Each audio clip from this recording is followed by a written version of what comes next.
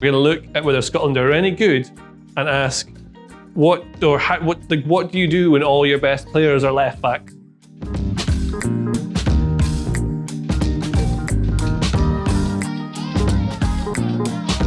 So we should look at how Scotland are going to play. It's probably going to be a 3-5-2. Steve Clarke, very good manager, has used a 4-3-3, 4-2-3-1 in his time, but is definitely settled, I think, on a 3-5-2, 3-4-3, 5-2-1-2. The numbers don't matter. Essentially, it's a back three. And one of the main reasons for this is not only do you get defensive stability, but Andy Robertson and Kieran Tierney, probably the two best players on the team, can both play in the same system. Now, the way it works is that Andy Robertson, when he plays for Liverpool, always makes these really advanced attacking runs, but he also tends to receive the ball even from build-up near the halfway. Most of his touches on any sort of touch map you'll see with Liverpool games, he's often in these areas, providing crosses. He gets into these areas to get on the end of moves. He's a great player. He's the captain of the squad as well. You can't not have him playing at all. Now, next to him is Kieran Tierney, who can play at left centre-back and left wing back. He's done it all. So at Arsenal, he is mostly played as a left centre-back or left back. Can play at left wing back too. But in Scotland, he plays as this left-sided centre-back. Now, when Robertson goes up, he can tuck across, and it just sort of suits the way that the team wants to defend. He'll often make underlapping runs, does that quite a lot. He might even end up overlapping Robertson as Robertson comes inside to these sorts of positions as well. But yeah, the system isn't designed around getting those two into the team, but it's one of the only ways you can get them both in, other than playing Tierney at right back. He's left-footed, doesn't make a lot of sense. Another question we have to look at in terms of getting best players into the team. John McGinn is one of the best players in the team. He's going to play probably as a 10, that will come to the midfield after. Scott McTominay. So, had a great season at Manchester United. One of their most important players, is a box-to-box midfielder, I would say. But for Scotland, he either plays in a midfield 2 or 3, but he can also sometimes play at central defence on the right-hand side. Now, when he plays here, it means someone else can come into the midfield for Scotland, but his ball distribution is really, really important. So Scotland aren't the best at keeping possession in pressure situations, especially when they're being pressed. McTominay gives you a way out. So defensively, he can make positional errors because he's not a central defender. He just looks like one because he's big and tall. He's really quite attacking when you look at the way he plays for United. So playing in this sort of position here gives you an option to get the ball out, so you can make use of people like Christie or Ryan Fraser or Shea Adams making runs to get onto that. But also just playing out from the back, making these short, sharp passes, that's what I'm trying to say, out from the back. And that really helps creating little triangles and stuff like that. I'd like him to play in midfield. I'm not the manager, as well you know. And yeah, that's one thing. Now, two excellent left backs, one centre midfielder who can play at right centre back. The central defence, not sure. It's not one of the strongest points of the entire team.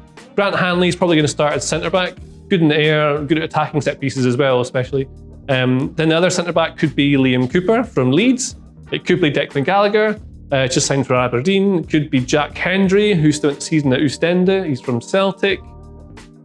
It's going to be a mixture of Hanley, Tierney, and one other. And it might change from game to game. But that's how the defence is going to look. And now we should look at how the midfield and the forwards are going to look and how Scotland can actually score goals. The midfield is going to be a 2-1-2 most of the time. It could also come around to be like this 3-4-3 shape. It'll change depending on who they're playing against. But the midfield, probably going to be McTominay. Might also include Callum McGregor.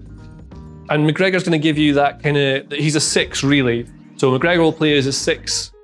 In that position, he can drop and receive play from the centre backs, but he can also move in to play as 8 when you need to. John McGinn can play either as a 10 if he's in this position here, but he can also play as part of a midfield 3 or a 2. They've got quite a lot of options. You've got quite a lot of options for Scotland in this sort of team. A lot of it depends on how they want to construct play. Now, the striker is crucial to how Scotland are going to play. Shea Adams has just been nationalised. He's now a Scottish player. Very talented forward. He's got a good first touch, great movement, quick, strong. and he likes to shoot from about 20 yards out. And that is surprisingly important for Scotland because they don't spend a lot of time being patient in the opposition third. So if we assume Adams is going to start, it might be Lyndon Dykes, who plays for Queen's Park Rangers, because he's good at receiving the ball from long balls, basically. They're going to either go long or they're going to build up from the back under certain circumstances. Most of the time, it's going to go long towards forward, like Adams or Dykes. So let's say it's Adams. What they're going to try and do is get Adams to either take it in on the chest and lay it off, and then someone like Ryan Christie, excellent as a 10. He can play as an inside forward off the right-hand side because he's left-footed. And from these sorts of positions, he's going to come inside and take a lot of shots from these sorts of areas. Now, like we were saying, Scotland don't tend to be patient when building or in their approach play. When they've got a chance to shoot, they will take it. And a lot of goals, like even Christie's goal against Serbia, which is the one that got Scotland to the tournament in the first place from the playoffs, was him coming out from this sort of position here and hitting it's just such a good goal. And he plays a reverse shot into the bottom corner from this sort of position here. Like the goals that Scotland tend to score in the box tend to be from set pieces or from John McGinn joining in. So again, another tactic will be the ball out long to Adams, McGinn running along and getting a finish in these sorts of positions, or McGinn will do a bicycle kick in the box. It's another thing that they can do. In terms of keeping the ball moving around the midfield, the width's going to come from Robertson and probably Stephen O'Donnell on the right.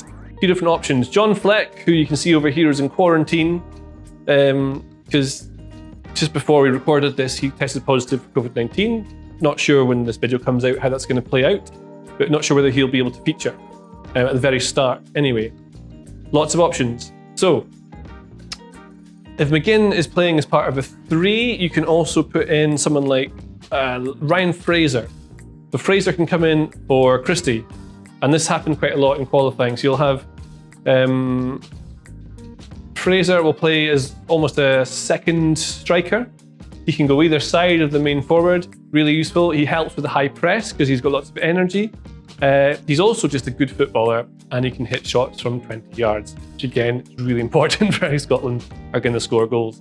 He scored a pretty crucial goal against Czech Republic, actually. So we'll take Adams off and put Lyndon Dykes on. It was in maybe the 5th or 6th minute. Can't remember exactly the minute it was. But Dykes, the ball comes into Dykes early. Dykes manages to poke it through, and Fraser makes a lovely run from out to in and just finishes like that. Everything kind of comes off a striker, so you've got runners. So it's all about the striker giving you depth, and then the midfielders will often run in to join in. And I count midfielders with Ryan Christie, Ryan Fraser, Stuart Armstrong if he plays, and James Forrest will probably play in the right wing back if he plays. David Turnbull is another that some people might not know about. I'm going to put him on now to show you what he does. Turnbull had a brilliant season at Celtic. He is an 8, can play as a 10 as well. It's a bit of a skewed statistic, doesn't really work, but for chances created per 90, according to Who Scored, Turnbull is more creative in the Scottish Premiership than Lionel Messi in La Liga. I know that stat doesn't work, but it gives you an indication that Turnbull is good at creating chances for a very good team. Not sure how much game time he'll get, but Turnbull will join the midfield and give Scotland something extra. There's a lot of options that they've got there, lots of ways to create chances, but mostly it's going to be long hits from the goalkeeper, players dropping into position, players making runs in behind Robertson, O'Donnell. O'Donnell's got a good right foot for delivering crosses, and then you might even have, rather than having Fraser or something like that, if you're going purely for looking for crosses, Dykes and Adams might play up front as a pair, and then you're going to look to try and get balls into the box for them to attack, and probably have John McGinn in behind, looking to play on the second balls. Lots of different options. It's all about being compact and defensively sound.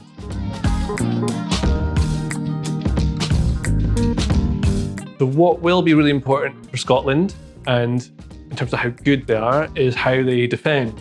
We know the 3 becomes a 5 very quickly, and I think it'll depend on how they play against different teams. So like Czech Republic, beat Czech Republic twice in the last couple of years. Once was a win that probably doesn't count towards the tournament because Czech Republic were decimated by a coronavirus issue, so they'd lost a lot of players. But on the second game they played, Scotland won 1-0, and that was most of the top lads from Czech Republic were there, Stoček and Sufal, all the big guys. But they played a 3-4-1-2, which looks like this when they play, which also can defend as a 4 when it needs to. Maybe begin on the left like this, and the players will just move into like this. What you often find though is the team shape is largely this kind of 2-1-2. So they defend quite narrow, and the idea is that you show play wide. So when opposition teams build up, if they want to build from the back, and most teams do now, I think Czech Republic might be one of the only ones who will go long. England might go long actually, but mostly they're going to try and build from the back. Scotland aren't going to try and win the ball straight away and press them. The shape is built so they can do that if they want to because they're close together, but they will mostly stay in this narrow kind of shape. The defence will stay a little bit deeper, and that will show play into these wide areas here. And then the team can shuttle along. So the ball goes out here, Robertson attacks it, tries to show them back. It's not about winning the ball as part of a high press really, and sometimes they can be guilty of not being aggressive enough trying to win the ball back. But yeah, that's mostly what happens. Same thing, and you go to this side here, the ball goes out to the left-hand side, O'Donnell will shift up, try and get close to them straight away. Now, the big problem is when they do this, is that they leave this sort of space here between the midfield 2 or 3 and the back 5. This is kind of crucial. It happens not often, but often enough for it to have been the thing that I've noticed looking through past Scotland games. What will happen is the opposition team will have players who are going to join me now. There we go. Thank you for being part of my presentation. What they'll do is they'll have a striker up here keeping the defence busy, and a midfielder will just run into this space here, and as long as they can get the ball into here, either a chip pass or maybe they're gonna just play through the lines because it's quite a narrow, you see. You can get beyond them, and then you often get a situation where it's maybe 3v3 or 3v2, and Scotland have to chase them a little bit, and that's not ideal. That's one of the things that happens. Another thing that happens is that, in fact, we'll just pull them back to show you. So Scotland are going to defend quite a lot in this tournament, and what you'll often get is the back 5 will get flat with 3 centre backs defending. This will be the same as set pieces and open play as well. These 3 centre backs are going to defend this 6-yard box and help protect the goalkeeper. Robertson will be here, O'Donnell around a bit here, protecting from crosses. And then what happens is that because of that space that appears, the midfield maybe doesn't drop quite quick enough.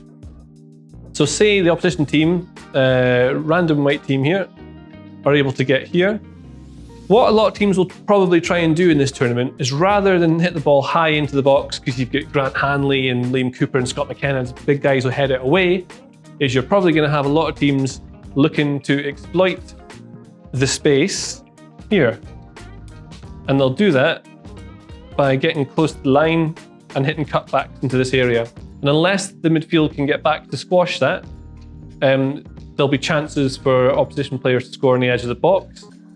The only thing is Scotland don't want to squash that space too much because it just invites too much pressure. The opposition team can surround them, squash them in, and then it's only a matter of time before they score. And again, Scotland are happy to clear the ball. They do not care if they're going to put it out for touch, knock it long. Adams or Lyndon Dykes are going to be looking to receive that ball high up, hold it, try and take the team up to the place, win a set piece, and get out from there. It's kind of weird. Like Scotland are, you can almost describe it as being more turn-based than fluid flowing. So it's a bit more like Civilization than Age of Empires. Like they'll happily put the ball out, reset, and go from there.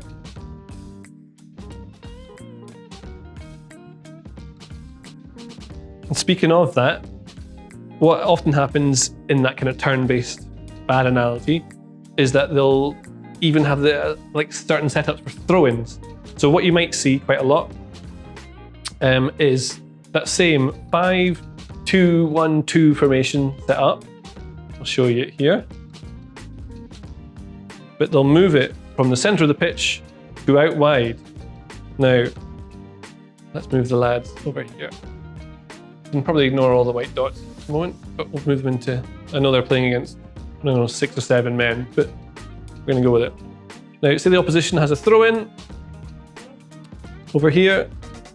They are positioned exactly so that when the ball is thrown to someone here or here, the players are just going to move onto it. They're all close enough together that if the ball bounces around, they win the second ball. It's the whole point of being narrow like this. If they do win it, the first thing that's going to happen, the ball's here, the ball's thrown here, say, Christie can't close it down, that ball's going to get switched around. And by the time it gets over, they're going to be able to run across here, quite tiring, but this is what they'll do, and they'll be able to get across here. And Robertson will already have attacked that person there, trying to stop the ball getting in. So you're trying to shift the opposition side to side, trying to block it all the time. But they've got, like, yeah, and the way this kind of looks, what was it? We'll try and give it a name.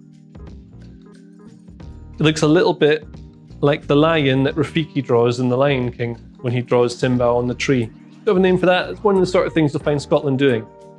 But yeah, let's try and figure out if they're going to be any good and how they're going to get on in the tournament. What to expect from Scotland? Are they going to win the Euros? Maybe. Possibly not.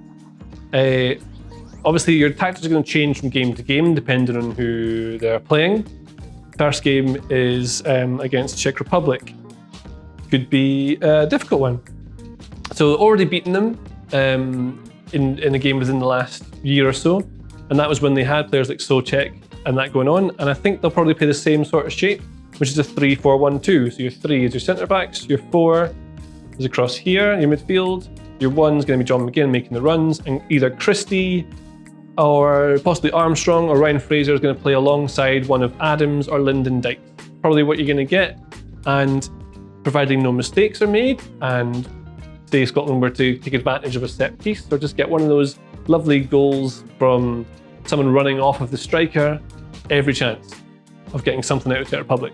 The game after that is England. I think that's a bit more of a difficult one. We'll probably find Scotland fall into more of a 4-3-3, a 3-4-3 I should say.